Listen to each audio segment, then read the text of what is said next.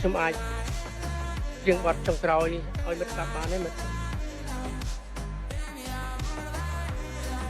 មិនមែនអូនចង់ស្ដាប់ទេបាទតារៀង